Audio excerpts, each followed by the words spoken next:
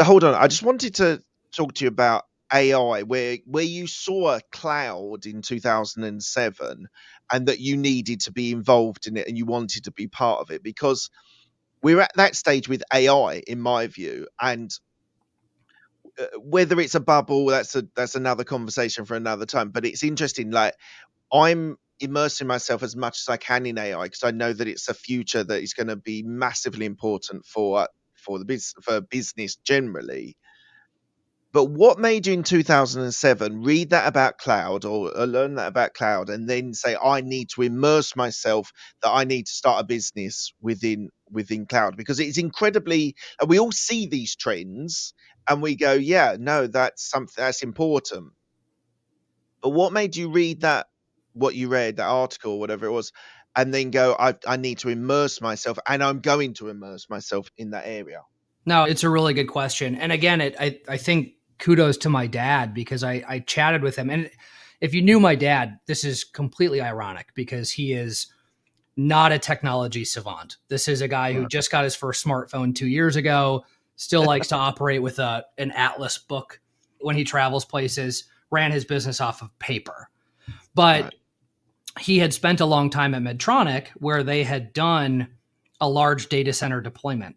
And so Right. in chatting with him, the way he conveyed it to me was businesses are no longer going to need to spend $25 million to buy a warehouse, to procure their infrastructure, to set Yeah. it all up, put the sprinkler systems in, hire Yeah. guards, all the on-site staff and the repair techs. They're just going to be able to go and get it. And that was an aha moment for me because anytime, just like with AI, anytime you offer that much of a better mousetrap to enterprises, Yeah. you're going to get adoption. Mm. And when something is so fundamentally Yeah. different, Yeah. you're going to get adoption. And so at the time, I just thought, hey, I believe in Amazon. They seem to be doing pretty well. Back Yeah. then, they weren't nearly as big as they are. And for me, it was just, I really do think that fundamentally it will change the physics of business. And I want to learn about it. And maybe I'll be wrong. And that's part of the risk of being an entrepreneur is you have to take those calculated risks sometimes. Yeah. And in this circumstance, I happened to hitch my cart to a Triple Crown winner. Yeah. It wasn't much more than that. It was, I believe in this, the company who's rolling it out. I believe in how the technology can change things. And of course, you always go through your hype cycles and things like that. The cloud had Yeah. that for sure. In the Yeah. early Yeah. 2010s, it seemed like everyone was giving up on the cloud and moving back to data centers. They moved too fast and too early. Mm. But we're obviously now in a position where every organization on the planet is thinking about cloud first. Mm. And what is the percentage of the AWS in the Amazon business? I think I read something like 30 or 40% of Amazon's business is actually from AWS. Is that right? So it's right. The thing to think about is of Amazon's market cap, AWS, and this is all public information, AWS is $100 billion run Yeah. for Amazon. But the thing that really gets you is Amazon's.com business has single percentage point net profit. Right. It's a low Right. margin, very high. Yeah. Cloud is the margin performance on the cloud is astronomical. So AWS has been Amazon's largest profit driver Right. for a very long time, and I don't see that changing. How No, could the they reason why I possibly asked that sell? question.